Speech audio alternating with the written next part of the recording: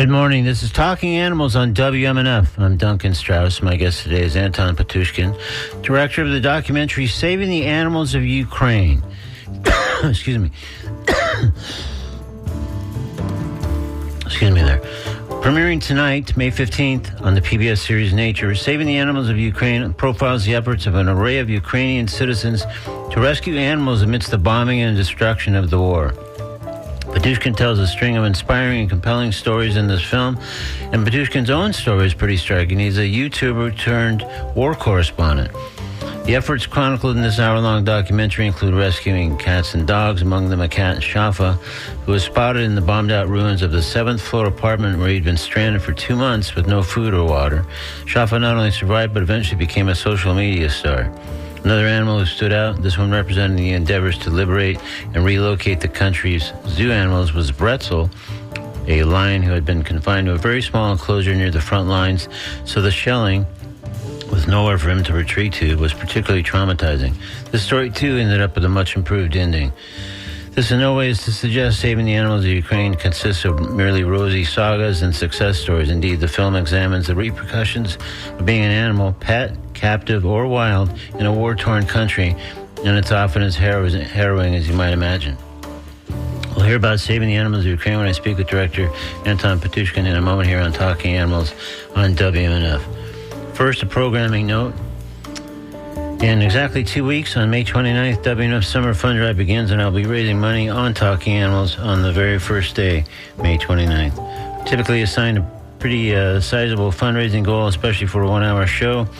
I've learned over the years that the only real prospect of reaching that kind of goal is to receive pledges before the fund drive show itself. So I'm hoping you might consider donating before May 29th. How about today, for example? Any amount, $35, $50, or if you can swing more, $100, $200, maybe even go all the way up to $250 or $500, why not? Would be greatly appreciated.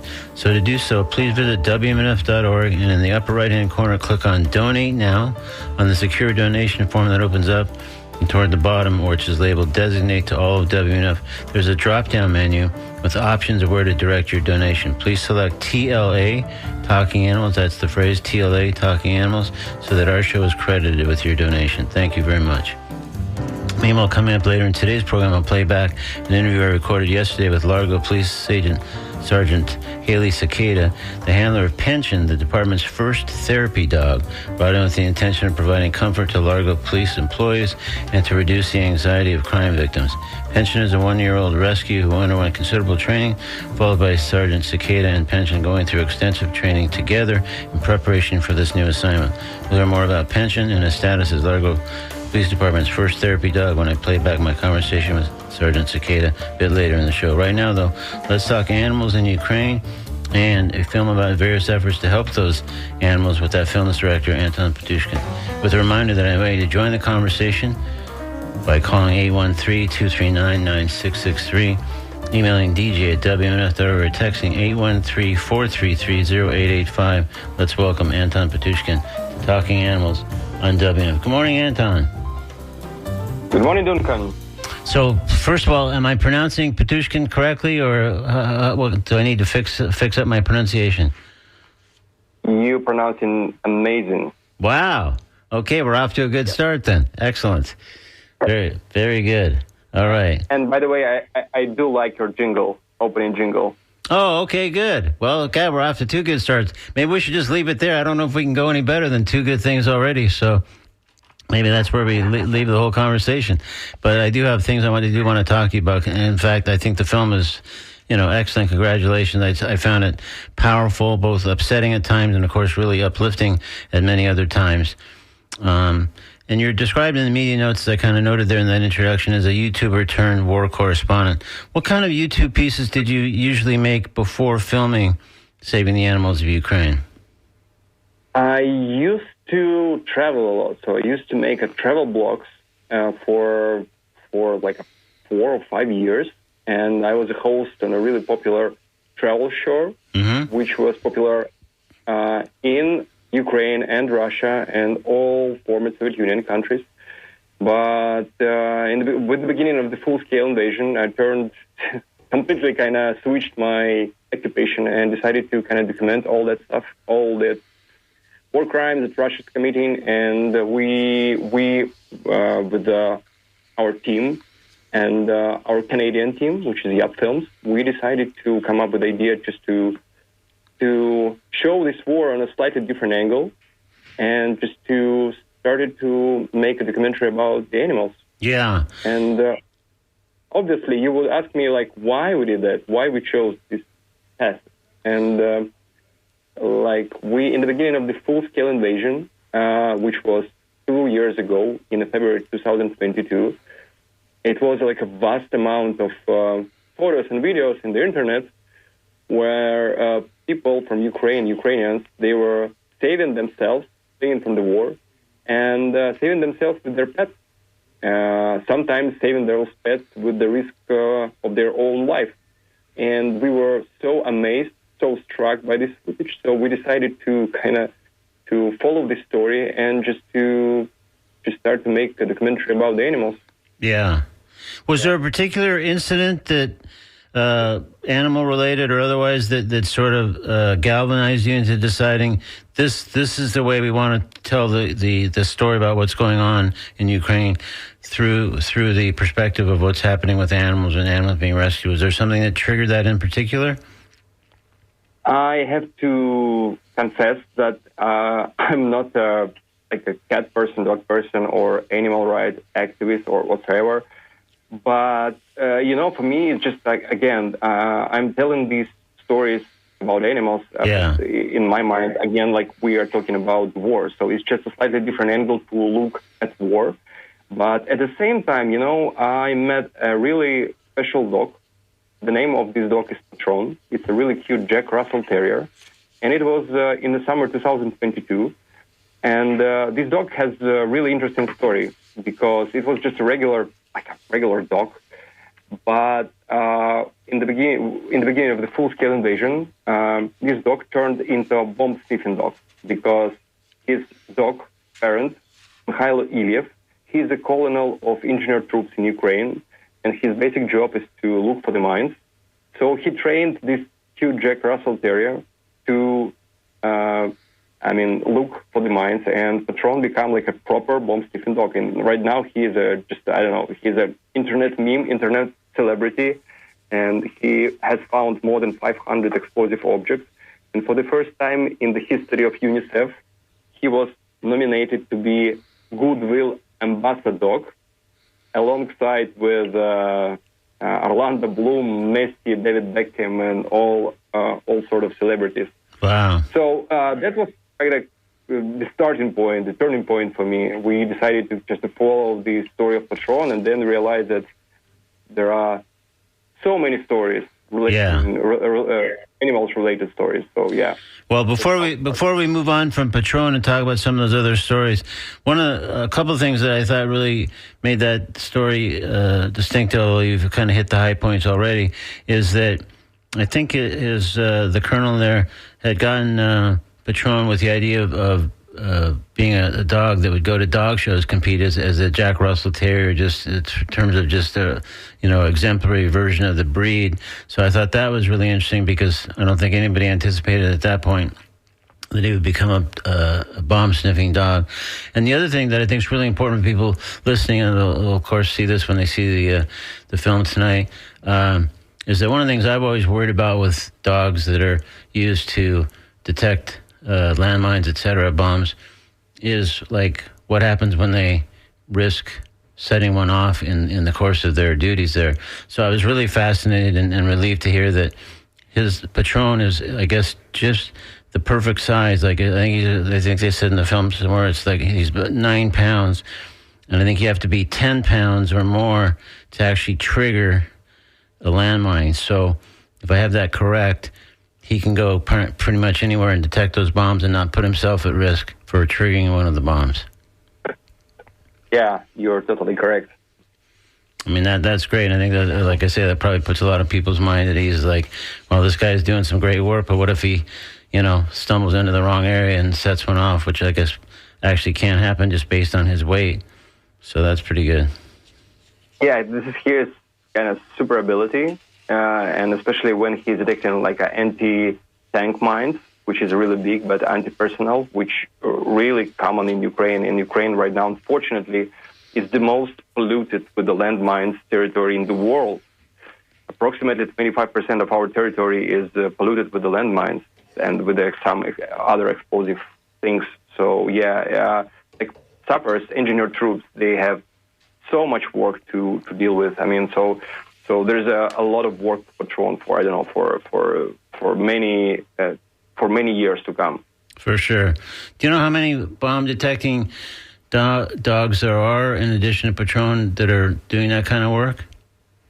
Yeah, it's like many of them. But like right now, I know that a lot of like special machines, they are just neutralizing and finding those bombs. Oh, okay. There are certain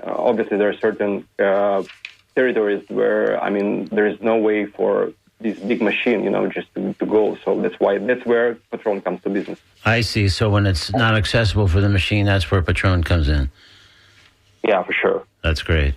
That's cool. Let me let folks know who might just be tuning in. This is Talking Animals on WMNF. I'm Duncan Strauss. If we did just tune in, my guest is Anton Patushkin, director of the documentary Saving the Animals of Ukraine, premiering May 15th. That's tonight, of course, on the PBS series Nature. The film profiles the efforts of an array of Ukrainian citizens to rescue animals amid the bombing and destruction of the war. If you have questions for Anton or would like to offer a comment, please call 813-239-9663. Email dj@wmnf.org or text 813-433-0885. So, speaking of high-profile, or at least social media high-profile animals, let's talk for a moment about Shafa. Yeah, so as you mentioned, I mean, this is like, again, like the internet phenomenon, because this cat was stuck between 7th and 8th floor in the really tiny city of Borodyanka, which is close to the Kiev, like it was like an hour approximately from Kiev. Mm-hmm. And this city was hardly bombarded by Russian planes, and a particular one plane, one bomb, completely destroyed the just residential building.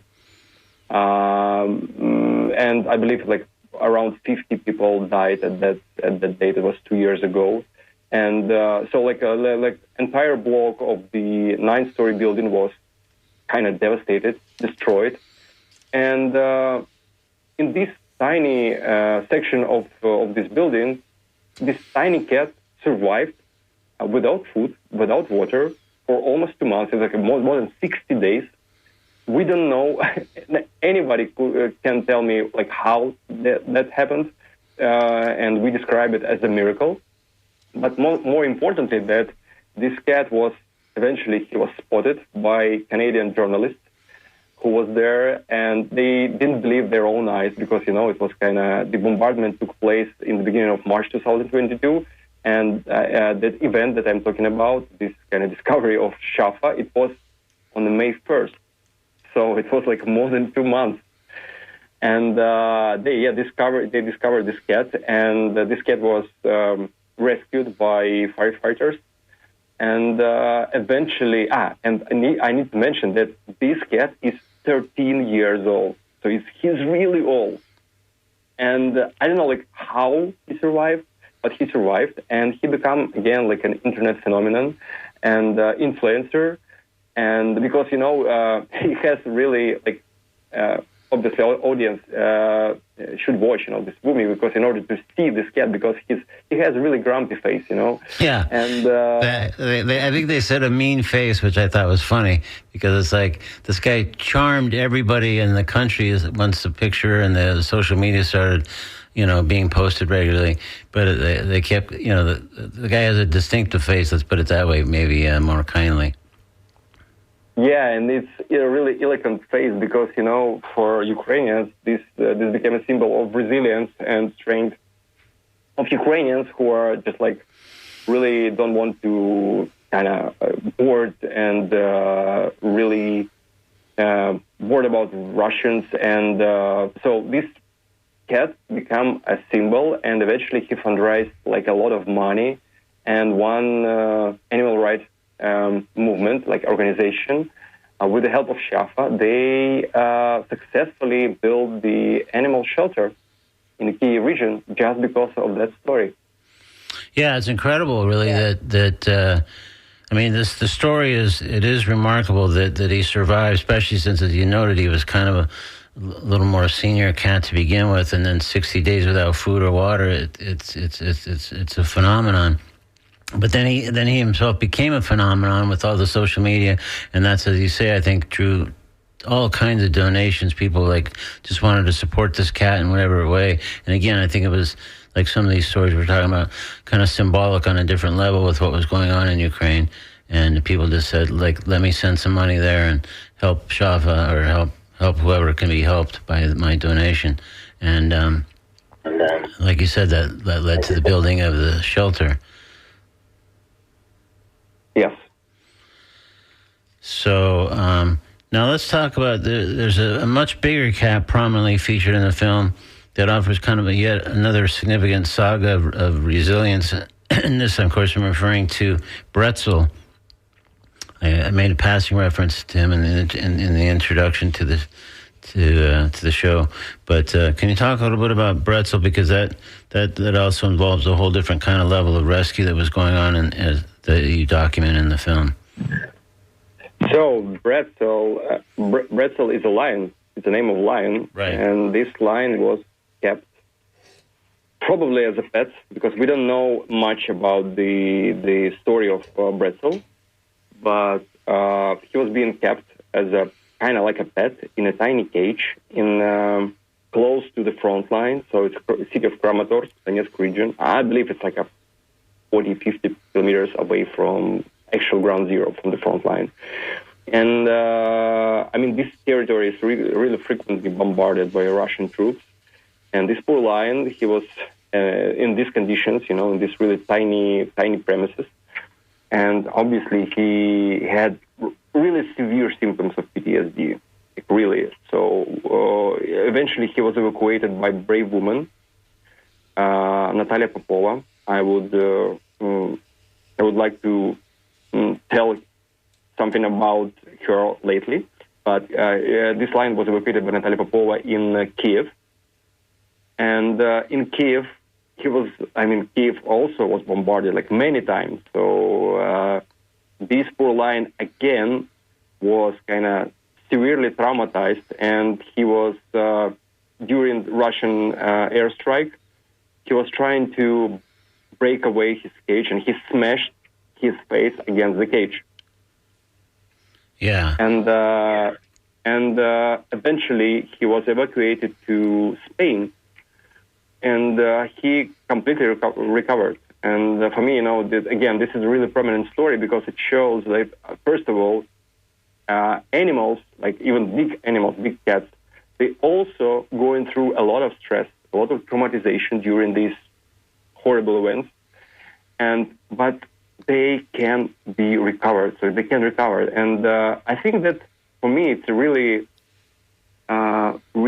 good parallel with people, who also been traumatized by the war, and they can recover. So in this regard, I think that we are, like, people and animals, they are really close to each other. So as I like to say, we share the same suffering, unfortunately. And it was become especially visible during this war.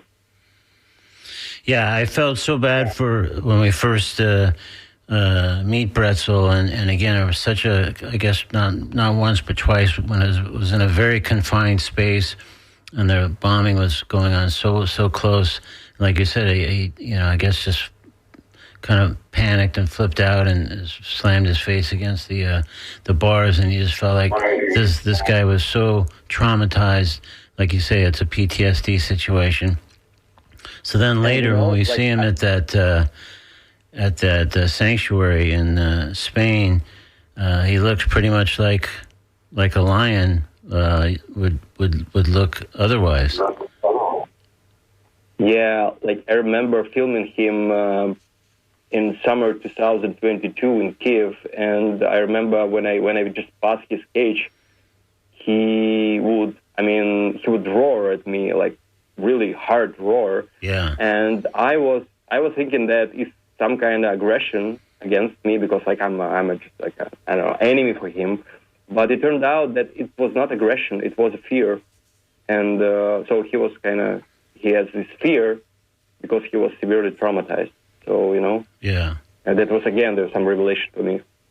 Right, and like you said, like you're kind of drawing the parallel between some of these animals that have recovered and are showing all kinds of resilience, and I guess you're drawing a parallel between some of the people of Ukraine that are hopefully experiencing some of the same kind of. For me, Duncan, this whole story, this whole movie that hopefully audience is about to watch this evening on PBS.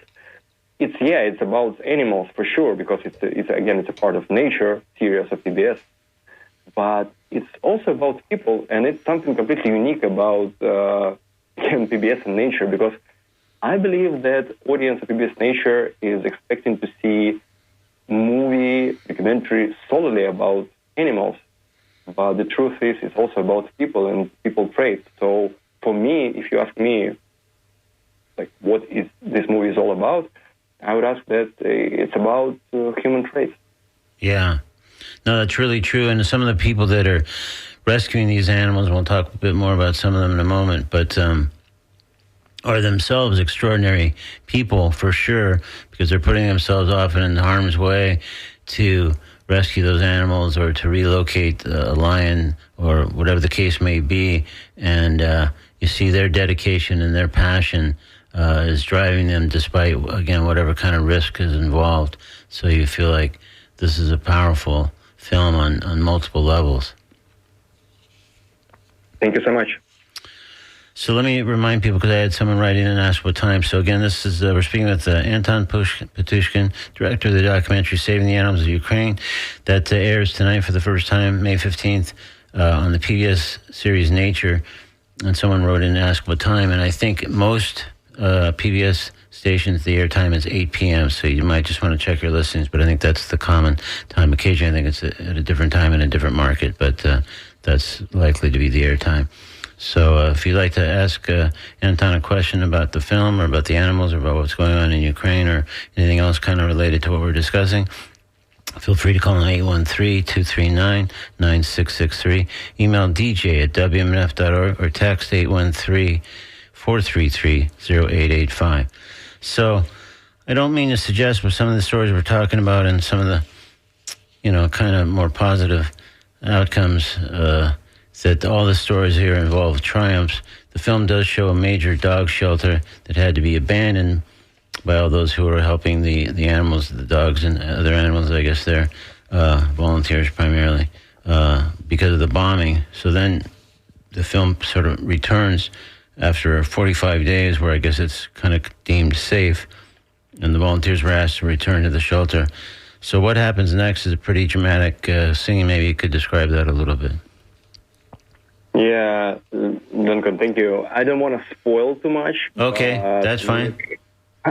Yeah. Well, we can just say that we can just say whatever I just said and then leave it at there, and then people will tune in and see kind of what happens once the volunteers return.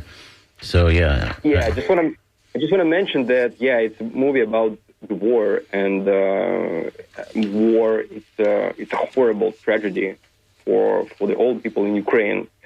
But at the same time, I believe this is the heartwarming movie. It's not only about, some bad things, but it's just, there could be some tears during this movie, but I believe it has a uplifting sense. Yeah. Well, at the beginning, I think when I introduced you and we started talking, I even said I think it was, at times, of course, a bit upsetting, just because how could it not be, given the subject matter? But primarily, it was really more uplifting, and I think that's kind of the power of the film. Yeah, and yesterday we spoke with Fred Kaufman, who is the CEO of PBS Nature. He's an amazing man, and he just tells us something like behind story of making this movie and accepting it to PBS Nature, and he said that for the first time saw about heard about this movie, he thought, okay, that's for sure not the PBS Nature material, but eventually, it's airing right now. It's airing this evening on PBS Nature, and I think that it's quite unique for PBS, and I'm eager to know what the audience feedback would be. Yeah, no, for sure. And we just had someone else write in by email clarifying that at least locally it airs at 8 p.m. and repeats at 11 p.m. on Spectrum. That's WEDU Channel 3. So that's even more information about making sure you have a chance to catch this film, Saving the Animals of Ukraine, directed by Anton Patushkin, my guest right now on Talking Animals on WMNF. So was there a particular rescue story presented in the film that you might consider your favorite for one reason or another, or just struck you particularly in one way or another? I believe the Bretzel story is just, again, one of my favorites, but there are so many stories that, I shot 85 hours of raw footage. And so it was a lot of stories, believe me, because, that it's just dozens of stories about people saving their pets. But eventually in the movie, we presented 3 or 4 stories. But it's really interesting to hear a story about an organization called Zoo Patrol. Yeah. Was evacuating pets in the very beginning of full-scale invasion. It was March 2022, and they were kind of break into closed apartments because some people, situation was really unpredictable at that time. So some people, they leave their pets behind, thinking that they might return in a day or two, but the truth was they returned 2, maybe 3 months after.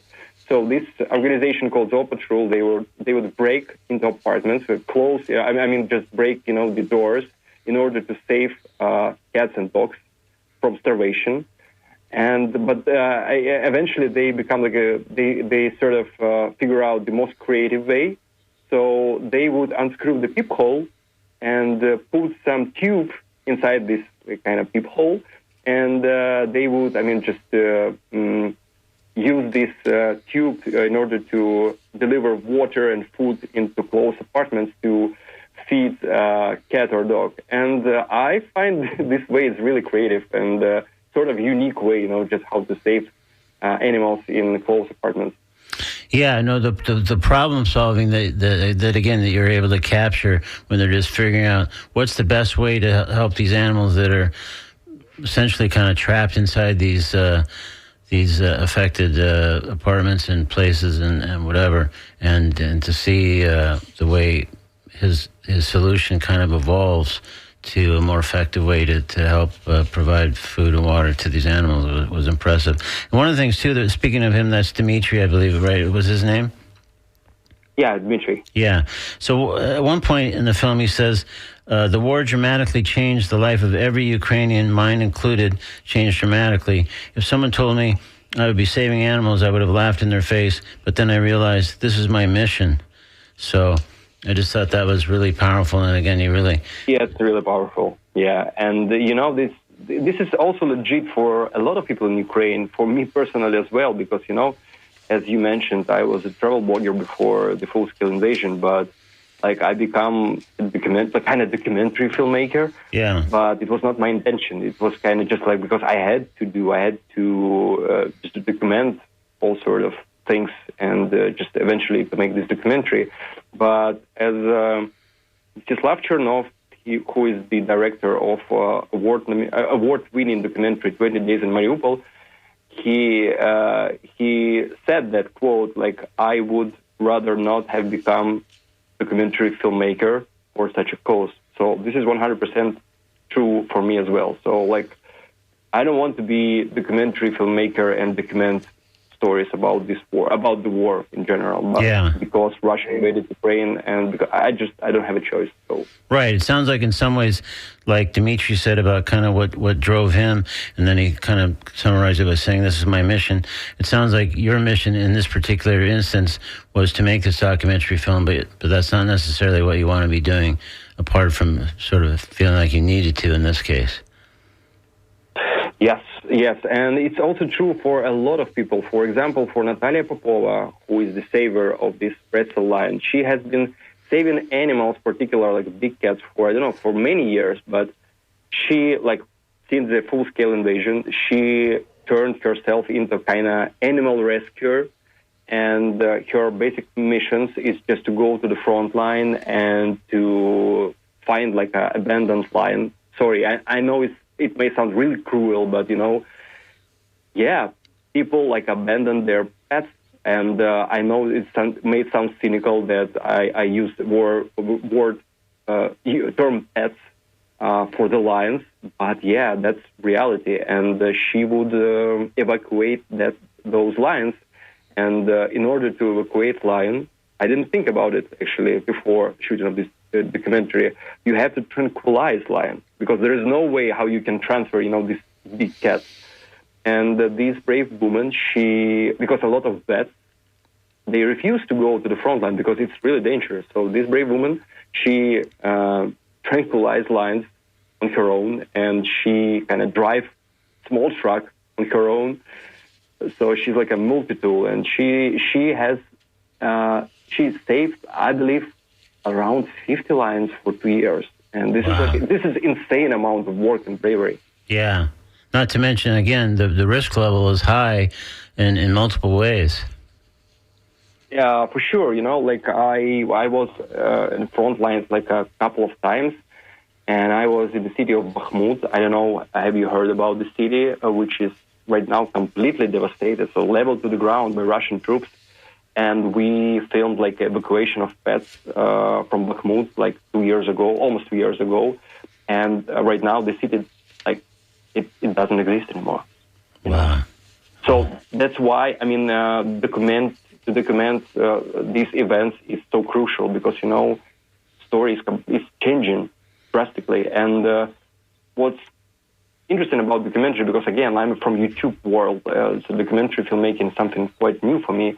That you have to you're following some talents, some people, and just waiting for some events to happen. And it could be some good events and some really, really bad events. And I just want to share the story because it's not included in documentary, in PBS version of documentary.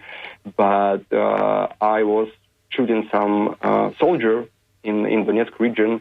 And, it's interesting phenomenon that a lot of soldiers of Ukrainian army, they are adopting stray dogs and cats on the front lines. And it's really natural, to see like a soldier heavily geared with a rifle or gun and with a tiny cat in his hands. And it's so moving, it's so heartwarming. But they would keep, these animals in order to kind of chill, in order to, because, animals, sure, they help drastically to cope with the stress. I think you know that.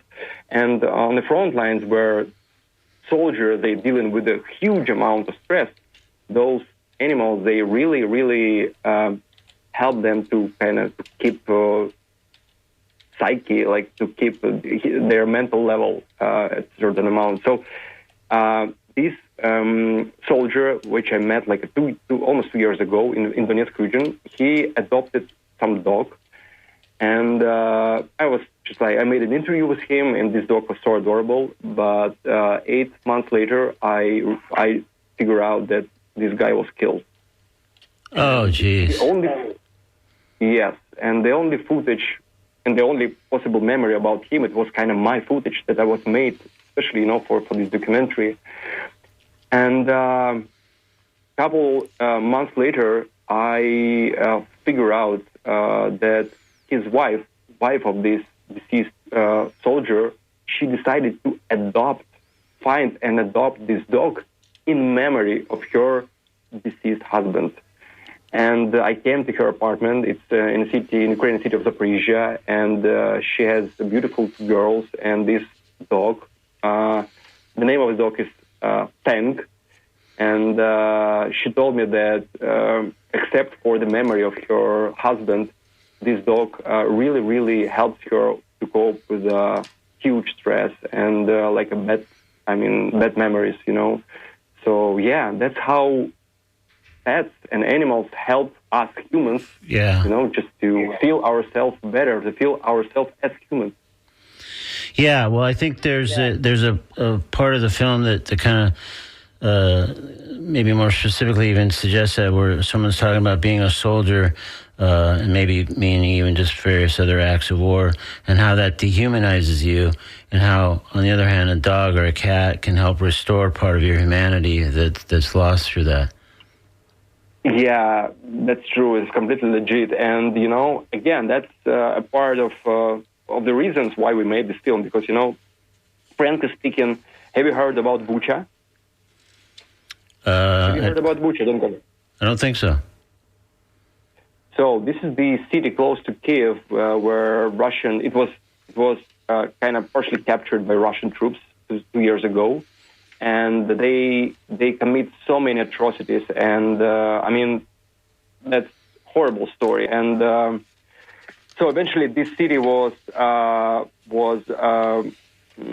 freed by Ukrainian army. So we just kind of recaptured that city. And after the story of Bucha, I believe that human life become devalued. Yeah. Again, it may sound cynical, but that's how this is what we face in the war. For sure. And those story with pets, I don't know how it works, but those story with pets, they're just they're breaking hearts, and they're so heartwarming, and they again believe they brings you back to being human. Yeah, which is really crucial in these. Absolutely, it's so powerful, and it's so restoring, and again, where we see both animals and humans are resilient in tough circumstances. So, Anton, I think we have unfortunately reached the end of our time, but I've really enjoyed speaking with you. And again, I really love the film. The film is called Saving the Animals of Ukraine. It airs tonight on PBS show Nature. Again, in most markets, that's 8 p.m. And Anton, thank you again for joining us today on Talking Animals, and thank you for making a wonderful film. Thank you for having me, Duncan. Thank you.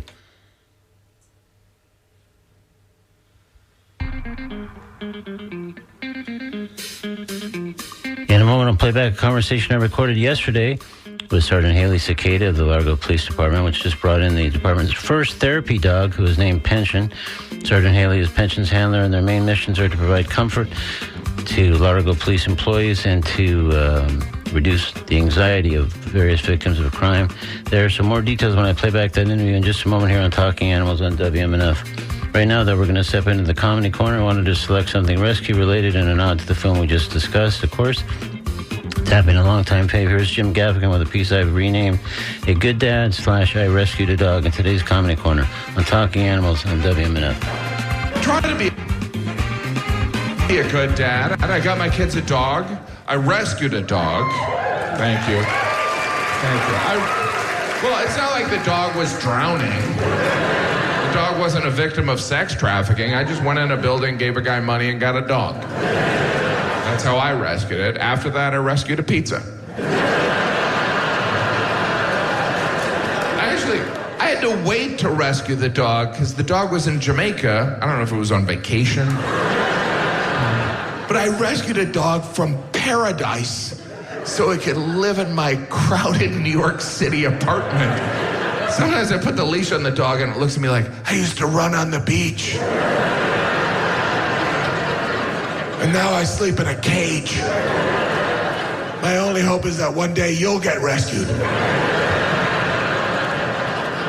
But rescue is the language of today, right? And we mean adoption.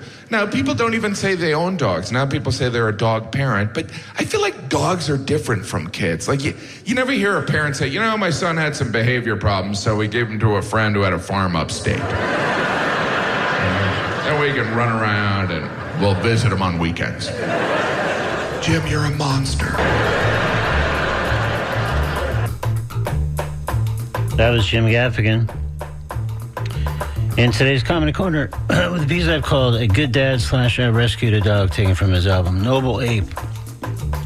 Now it's time to hear my interview recorded yesterday with Sergeant Haley Cicada of the Largo Police Department about the department's first ever therapy dog. His name is Pension.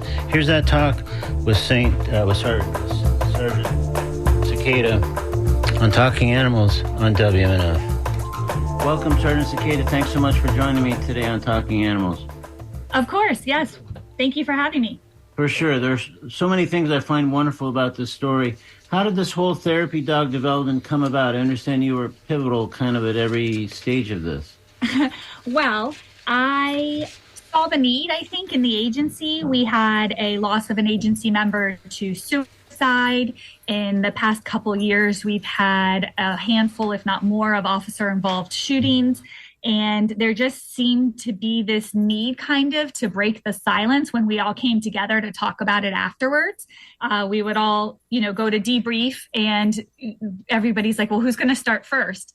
And we randomly, people would bring by their pets by the department, just for a minute or so. And all of a sudden you see everybody's face light up and everything change. And I just kind of sort of became obsessed with trying to get a therapy dog for the police department so that he would be here to break the ice. So when you talk about your colleagues and others bringing the pets by, so that was obviously just kind of informal, but it sounds like for you it was sort of a light bulb moment like, hey, look at the way people are affected by this. Maybe I should do something more official. Is that kind of the thinking? Absolutely, yes. An officer may have been stopping by to get a piece of paperwork and they just would bring their dog in. Or we had another officer who had recently gotten a new puppy. And so she brought it in just to say hi for a minute. And you just see it's almost like a baby. Everybody comes out of their offices to say hi and they want to play with it. And everybody leaves with a smile. And so, yeah, that's kind of what prompted. I was like, there's something about an animal that just changes everything. And so once you started thinking about that, take me through the next step. Did you quickly sort of figure out the answer here is a therapy dog, or were there some steps between the initial thought and deciding that was the thing you wanted to propose? I think that for sure the whole therapy dog idea, I had seen it. So it definitely wasn't my original idea by any means. I had been to a few trainings and seen the idea floated. The Palm Beach County Sheriff's Office, the Pasco Sheriff's Office, they have very robust therapy dog programs. And I had been to a training in South Florida where I had met some of Palm Beach County's therapy dogs. And then I was just recently at a training in Pasco. And kind of every time I had seen the dogs in action, I would, text the chief or send an email and say, hey, what about this? And for a while, we just were like, yeah, it's interesting, but I don't think we're ready as an agency, or maybe next time, or we'll look into it later. And I was recently at one in Pasco and I texted the chief and the response I got back was, that's not a bad idea. And I was like, okay, that's my door. That's my opening. So, yeah, that's the response you've been waiting for from all the previous suggestions, I guess, right? Exactly. That was the moment when I was like, okay, that wasn't a no. So I immediately came back to the department and started all of the research.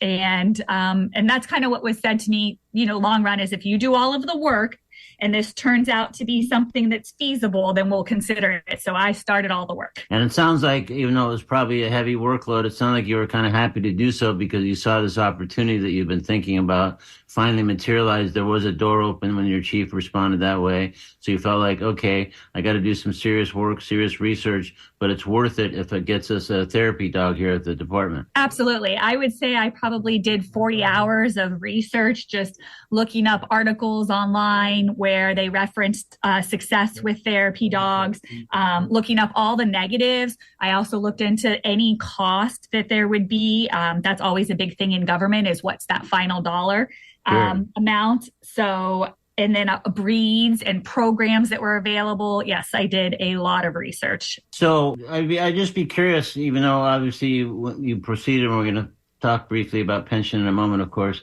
but what were the negatives that, as you did that huge amount of research? I'd be curious to know what the downside that people have found in implementing similar programs. So one of the things that I did find was the therapy dog use with victims. When the dog is involved from the very beginning of their interview, then sometimes some defense attorneys will push back on that case and insist that the dog is involved in every interview. And let me just give you an example, maybe a serious sexual battery case where it happened when the child was maybe 8 or 9 and it takes 4 or 5 years to get through the court system. It may be that the dog was older at the time and is not available 4 or 5 years later. Or then that child who wanted the dog when they were 8 or 9, they aren't so much interested in the dog when they're 13, 14 years old. Yeah. And so that the defense attorneys were kind of like, well, you wanted the dog then, you have to have the dog now. So that was one of the little hiccups. And we said, that's fine with us. What I'll do is I'll confer with our ISD, our Investigative Services Division, and their supervision. And if they believe that the benefit outweighs what could be a negative in the long run, then we'll still involve the dog in that. But if they think, well, we'll just have the dog involved in the beginning part, but not necessarily the formal interview, then we can do that as well. Yes, a negative, but there was definitely ways around it. Yeah, it sounded like there was a way to solve and mitigate that occasional negative and proceed. Yeah. So tell me about Pension, starting with his name. So it actually is a funny story. When I started all the research, we were sitting around the dinner table. I have a 13 and a 15-year-old daughter. And my 15-year-old daughter always jokes that, I'm still in the line of work for my pension. I only have 1 year left until I can collect. And she's like, Mom, at the time, also the chief was really interested in a female dog. So she's like, Mom, wouldn't it be funny if you named her Pension and called her Penny for short? And so that's how it all started. And then when we ended up with the male, after all the selection process was done, I went to her and I said, I still think Pension would work. We just might have to lose the penny. And she's like, either way, it's awesome. So that's how that came about. Cool. So one of the things about this story that I really love is that Pension is a rescue dog.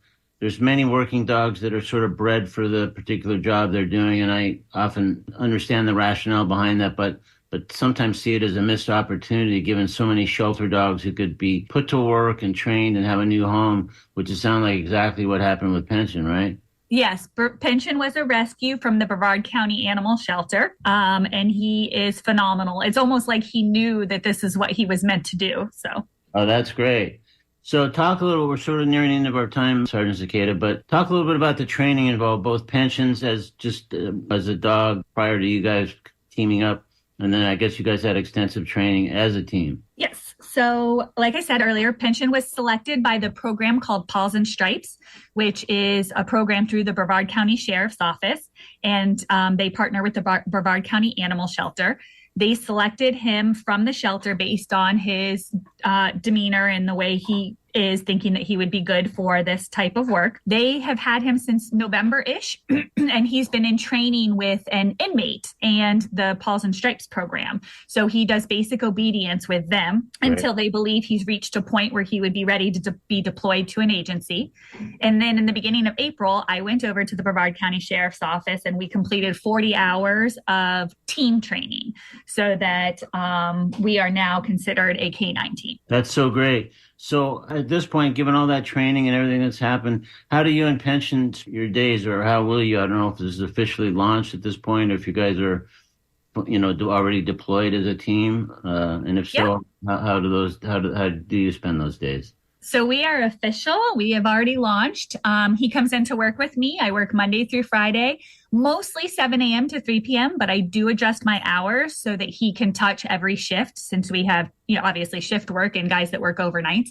Yeah. I walk in to the PD and kind of let him off lead, and he sort of roams and goes find people in need or somebody who will play with him.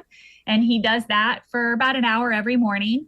And then usually I end up having a meeting, or like I said earlier, I'm the sergeant in charge of the school resource officer. So I probably usually have a school I have to go to. So he'll hop in the car with me and we'll go do our daily activities, whether I said like a meeting or a school we have to visit or a library we have to go to. And then we're usually back around lunchtime every day so that he can hang around and see everybody at lunch. And then our afternoons are back and forth as well between city hall visits, employee visits here, and then once again out on the road. He, like I said, he goes with me to whatever event I have. for now. Our ultimate goal as an agency is that maybe one day he'll be able to be off lead here at the agency and not get into trouble or try and run out the front door. Has that been happening? No. I was joking. No, he's actually really good. Yeah. No, sounds like that training that probably wouldn't be likely to happen. Right. So. No, what it is more the officers have to. So the program said that if he can be off lead within the department, it'll take between 1 and 3 years for that to happen. And it's not so much training of him; it's training of the officers and the civilians to watch the doors, watch him at their feet, make sure they don't. We do package narcotics and other things for evidentiary values. They have to make sure they don't drop pills on the floor. So It's not his training that's needed. It's more us as employees that have to be trained. I see. Well, this all sounds very good and it sounds promising. And I assume Pension lives with you? He does. He goes home with me at night. Yeah. My 13-year-old is absolutely in love with him. She wraps him up in a blanket and I walk in there in the in the evening and just his little nose is sticking out the tip and he's in heaven. He loves to cuddle. That's great. Yeah. So, and I'm sorry if you did mention that and I missed it, but what exactly? I know he's a rescue, but what specific kind of dog is he, or is he kind of just a nice mix? He's a mixed breed. They say he has some boxer and some terrier in him, but definitely a mixed breed. Cool. That's the best kind, I think, to adopt and give a job to. So this sounds like a great opportunity for Pension, for you, for the Largo Police Department and everybody else. So thank you so much for making the time to join us. We've been speaking with Sergeant Haley Cicada from the Largo Police Department about the new therapy dog Pension. So thank you so much for joining us on Talking Animals. You're welcome. Thank you for having me. All right, my thanks again to Sergeant Cicada and the Largo Police Department. So we're covering the animal scene today in Ukraine and in Largo. And another local note, I want to tell you about an event coming up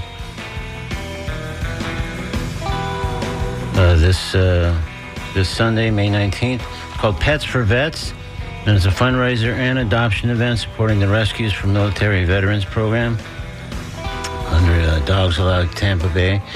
And so there'll be adoptable dogs from Compassion Kind Rescue. You can learn about their veteran program.